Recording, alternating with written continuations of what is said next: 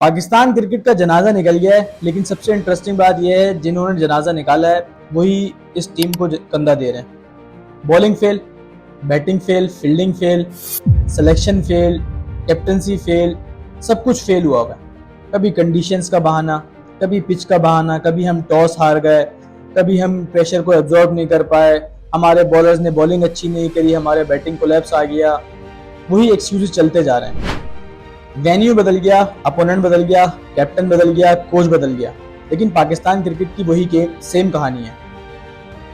अब हमारी सिचुएशन ऐसी है कि पाकिस्तान अगर मैच जीत जाए ना तो हमें ज़्यादा हैरानी होती है, क्योंकि चीज़ें नॉर्मलाइज हो गई हैं। हमारे लिए हार जो है वो नॉर्मलाइज हो गई है। हम लोग एक जीत अगर हम लोग जीत जाएं तो भाई हम लोग पागल हो जाते हैं, हमारी खुशी का कोई आलम नहीं होता। वेस्ट इंडीज़ वाली सीरीज़ की बात कर लो, हम एक मैच जीते हैं, हम लोगों ने क्या कुछ नहीं कर लिया उस जीत को लिए, उस जीत की सेलिब्रेशन में हम लोग पागल हो गए खुशी से कि हमारे दो बैट्समैन खड़े हो गए और उन्होंने पार्टनरशिप लगा दी। अब्दुल्ला शफीक और बाबर आजम की बात कर रहा हूँ। पाकिस्तान टीम ने ना हार को नॉर्मलाइज करा हुआ है। हार से हमें कोई फर्क नहीं पड़ता है, हार हमारे लिए नॉर्मल है, क्योंकि वही पिछले 3-4 साल से वही कहानी चल रही है। जब जीतते हैं ना तो हमारे लिए मसले वाली बात हो जाती है, हमारे लिए चीज़ें नॉर्मल नहीं रहती। यार ऑनेस्टली आज की वीडियो बनाने का मेरा कोई इरादा नहीं था, लेकिन मैंने बोला यार 2 दिन हो गए वीडियो बनाते हैं, बात करते हैं किसी टॉपिक के ऊपर, तो मुझे यही टॉपिक समझ में आया कि पाकिस्तान क्रिकेट का जनाजा निकला है तो ये चीज़ें नॉर्मलाइज कैसे हुई हैं। कभी बाबर चेंज, कभी रिजवान चेंज, कभी शान चेंज, और कभी शाहीन शाह अफरीदी को ड्रॉप किया जा रहा है, कभी यंगस्टर को, नए यंगस्टर को टीम में लेके आया जा रहा है, लेकिन कहानी वही है, सेम कहानी रिपीट हो रही है। बैटिंग कोलैप्स भी आता है हमारा, हमारी मिस फील्डिंग भी होती है, हमारी बॉलर जो है वो माठे हुए पड़े हैं, उनके पेस नहीं निकलते। 130, 135 ये हमारे बॉलर्स का एवरेज होता है। अब्बास 119 पे बॉल कर रहा है, मोहम्मद अली 135 पे बॉल कर रहा है, खुर्रम शहजाद 128 पे बॉल कर रहा है। तो वही सेम कहानी हमारी रिपीट हो रही है। हमारा बैटिंग कोलैप्स आता है, हमारी मिस फील्डिंग अलग होती है, कैचेस ड्रॉप होते हैं हमारे। तो कितना भी कुछ चेंज कर लें हम लोग, लेकिन हमारी ना टीम ठीक नहीं हो रही है। सबसे पहले बैटिंग के ऊपर बात करते हैं। बैटिंग की सिचुएशन अभी हमारी ऐसी है कि हम लोग तकरीबन हर मैच में ही अपना कोलैप्स देखते हैं, और मुझे हैरानी तब होती है जब पाकिस्तान का कोलैप्स नहीं हुआ होता। लेकिन टेंशन वाली बात भी होती है।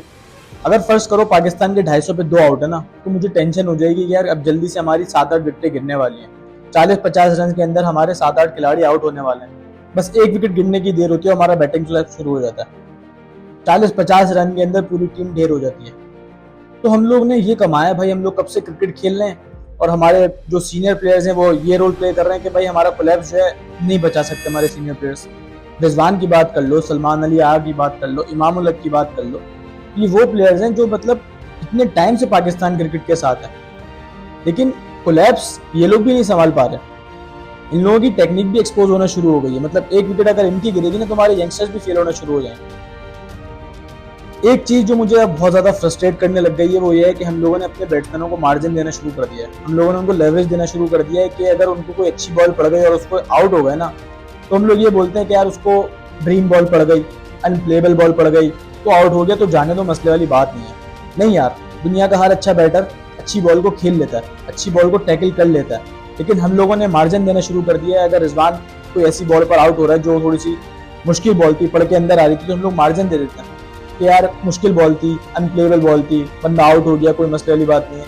नहीं यार, सवाल करने पड़ेंगे। दुनिया का हर अच्छा बैटर अच्छी बॉल को खेल लेता है। विराट कोहली कैसे हर बॉल को खेल लेता है, अच्छी बॉल को खेल लेता है, अच्छी बॉल को टैकल कर लेता है।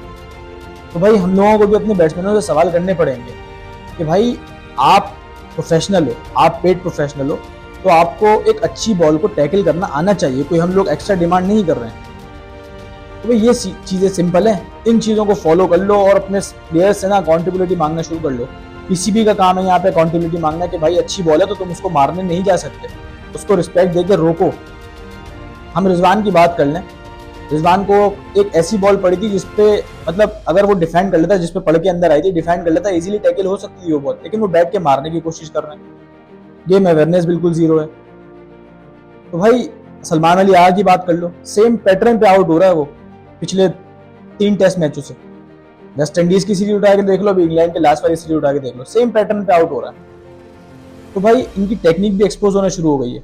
अगर बॉल पड़ के अंदर आ रही है ना, आप पहली बार आउट हो गए उस पर मार्जिन देंगे, आप दूसरी बार आउट हो गए उस पर भी मार्जिन दे देंगे, लेकिन तीसरी बार भी सेम गलतियों पे आउट होना, तो भाई इस पे लेवरेज नहीं दिया जाएगा, इस पे मार्जिन नहीं दिया जाएगा। तो भाई अगर आपकी टेक्निक एक्सपोज हो रही है तो उसके ऊपर काम करो, सही है। अब मार्जिन नहीं दिया जाएगा, अब अकाउंटेबिलिटी मांगी जाएगी। अच्छी बॉल पड़ रही है तो उसको खेलना आना चाहिए, सही है। आप 2 बार आउट हो गए, आप 2 बार सेम गलती पे आउट हो गए, 2 बार सेम आपने मिस्टेक करी है, टेक्निक एक्सपोज हुई है आपकी, लेकिन तीसरी बार सेम पैटर्न पर आउट होना ये जस्टिफाई नहीं है। बात करते हैं सीनियर प्लेयर्स के बारे में। सीनियोरिटी का मतलब ये नहीं कि आपकी टीम में जगह पक्की है। मैं बात करूंगा यहाँ पे इमाम उल हक की और शान मसूद की। मतलब आपके एक्सपीरियंस का हमें फायदा क्या हो रहा है, शान मसूद के एक्सपीरियंस का हमें फायदा क्या हुआ इंग्लैंड वाले पहले टेस्ट मैच में। मतलब आपने काउंटी क्रिकेट खेली हुई है, आपने यॉर्कशायर की कैप्टनसी करी हुई है, आपने इंग्लैंड में इतनी क्रिकेट खेली हुई है, तो आपके एक्सपीरियंस का हमें फायदा कहाँ पे हो रहा है। मानता हूँ कि भाई आप इंटेंट से टेस्ट क्रिकेट खेलना चाहते हो, लेकिन आपकी गेम अवेयरनेस कहाँ है। आप हाथों में कैच दे के आउट हो जाते हो, तो गेम अवेयरनेस आपकी कहाँ है, आपके एक्सपीरियंस कहाँ है। मैं ऐसे एक्सपीरियंस का क्या करूँ जो पाकिस्तान टीम के काम ही नहीं आ रहा है। अब इमाम उल हक की बात कर लो, 2017 से लेके 2026 हो गया, सेम गलतियों पे आउट होता है वो। शॉर्ट बॉल उसकी ऐसी पक्की वीकनेस है ना कि हर बॉलर उसको इजीली आउट कर लेगा। पहली इनिंग्स में जहाँ प्रेशर नहीं होता वहाँ पे वो आपको रन्स करके देगा, 40-50 रन भी करेगा, कभी कभार सेंचुरी भी मार देगा, समझ रहे हो। लेकिन सेकंड इनिंग्स में 3 का एवरेज, तो ऐसे सीनियर प्लेयर का हम करें क्या। इनसे अकाउंटेबिलिटी कौन मांग रहा है, कोई पूछता ही नहीं है इन लोगों से। तो भाई सेम पैटर्न पे अगर इमाम उल हक आउट हो रहा है तो इसका एक्सपीरियंस का फायदा क्या है। इसने अपनी टेक्निक के ऊपर काम ही नहीं किया, सेम पैटर्न पे आउट होता है, शॉर्ट बॉल पड़ेगी तो इमाम की विकेट पक्की है। तो भाई ये इमाम उल हक और शान मसूद ने कमाया भाई, मतलब सीनियर एक्सपीरियंस। पाकिस्तान टीम को कोई फायदा ही नहीं हो रहा है। शान मसूद के इंटेंट की मैं बहुत तारीफ करता हूँ कि शान मसूद एक अलग बीस्ट फॉर्म में आया है, इंटेंट के साथ क्रिकेट खेलना चाहता है। लेकिन भाई इंटेंट गेम अवेयरनेस के साथ दिखाया जाता है। मतलब आप अच्छी बॉल को रिस्पेक्ट दोगे तो आपका इंटेंट काम आएगा। लेकिन आप एक हाथों में कैच पकड़ा के चले जाओगे तो भाई आपके इंटेंट का कोई फायदा नहीं है, आपके एक्सपीरियंस का कोई फायदा नहीं है। तो इमाम उल हक को भी अपनी टेक्निक के ऊपर काम करना पड़ेगा, शॉर्ट बॉल के ऊपर काम करना पड़ेगा। 3 का एवरेज दूसरी इनिंग में, सेम गलतियों पे आउट होना, ये चीज़ें जस्टिफाई नहीं है किसी भी सीनियर प्लेयर के लिए। अब आते हैं सिलेक्शन के ऊपर। हम सबको ये नहीं पता होता कि हमारी टीम में अगर कोई बंदा आ रहा है तो वो क्यों आ रहा है, और अगर हमारी टीम से ड्रॉप हो रहा है तो वो क्यों हो रहा है। फ्रॉम नोवेयर हमारी टीम में कोई नया बंदा आ जाता है, फ्रॉम नोवेयर हमारी टीम से कोई बंदा ड्रॉप हो जाता है परफॉर्मेंस के बावजूद भी। तो मैं यहाँ पे मिसाल दूंगा 2026 के वर्ल्ड कप की, जिसमें उस्मान तारिक हमारे स्क्वाड में अचानक से आ गया था, समझ रहे हो। क्योंकि डिजर्विंग बंदे जो थे हमारे, जैसे सुफियान मुकीम, तो एकदम से उस्मान तारिक का आना, मैं ये चीज़ नहीं बोल रहा कि उस्मान तारिक ने कोई बहुत बुरी बॉलिंग करी, उस्मान तारिक घटिया बॉलर है, ऐसा कुछ भी नहीं बोल रहा। उस्मान तारिक हमारा अच्छा बॉलर है, मतलब इकोनॉमिकल बॉलर है, विकेट निकाल के देता है, क्रूशियल मोमेंट्स पे विकेट निकालता है पाकिस्तान के लिए। तो एक अच्छी उसने बॉलिंग कराई 2026 के वर्ल्ड कप में। लेकिन एकदम से उस्मान तारिक का T20 वर्ल्ड कप में आ जाना, ये चीज़ भाई समझ में नहीं आई थी मुझे उस वक्त भी।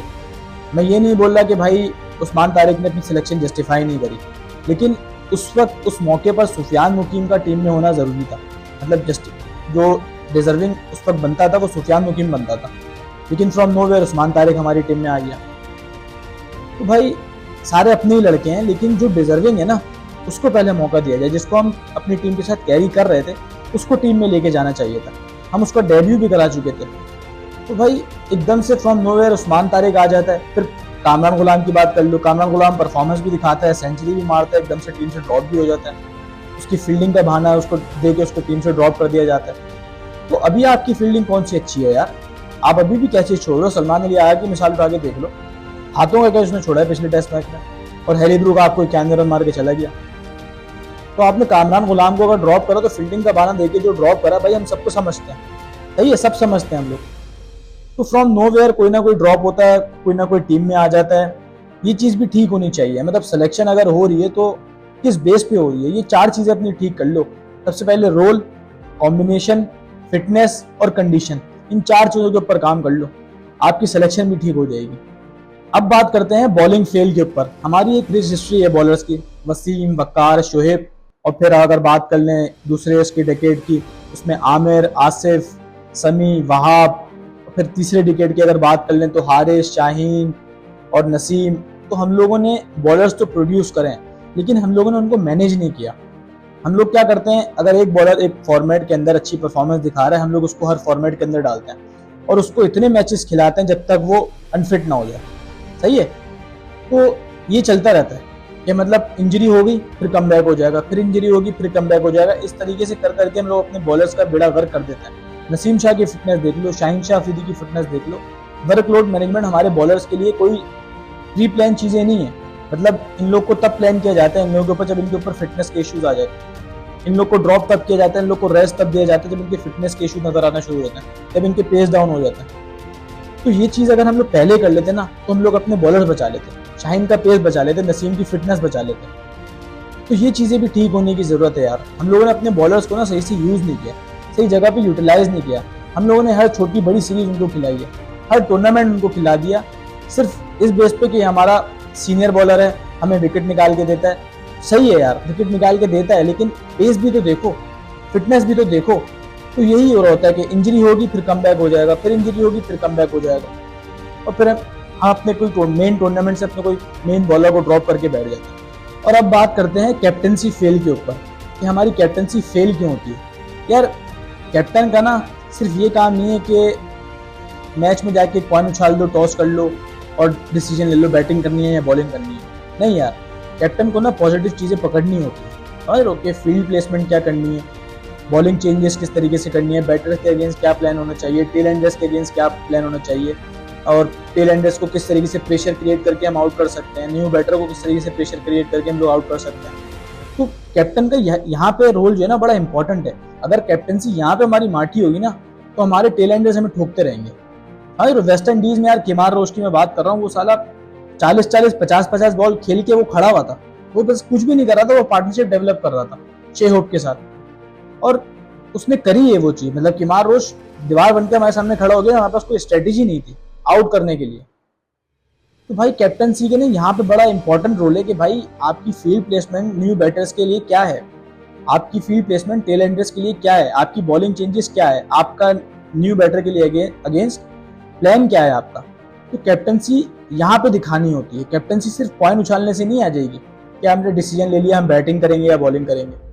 नहीं भाई, आपको कैप्टनसी में अग्रेसिव माइंडसेट चाहिए होता है, प्रेशर क्रिएट करने के लिए वाला माइंडसेट होता है कि आप प्रेशर क्रिएट कर सको बैट्समैन के ऊपर, फील्ड क्लोज कर सको, लॉन्ग ऑन लॉन्ग ऑफ आगे ले सको। ये चीजें कैप्टनसी में करनी होती है। हम लोग अपने मेन बॉलर्स को हटा के पार्ट टाइम बॉलर्स को बॉल दे रहे होते हैं, हम लोग ये करते हैं। भाई ये चीजें बड़ी इंपॉर्टेंट है, कैप्टनसी में ये चीजें बहुत बेसिक लेवल पे होती हैं। ये चीजें ठीक करनी पड़ेंगी हम लोगों को पाकिस्तान क्रिकेट के लिए।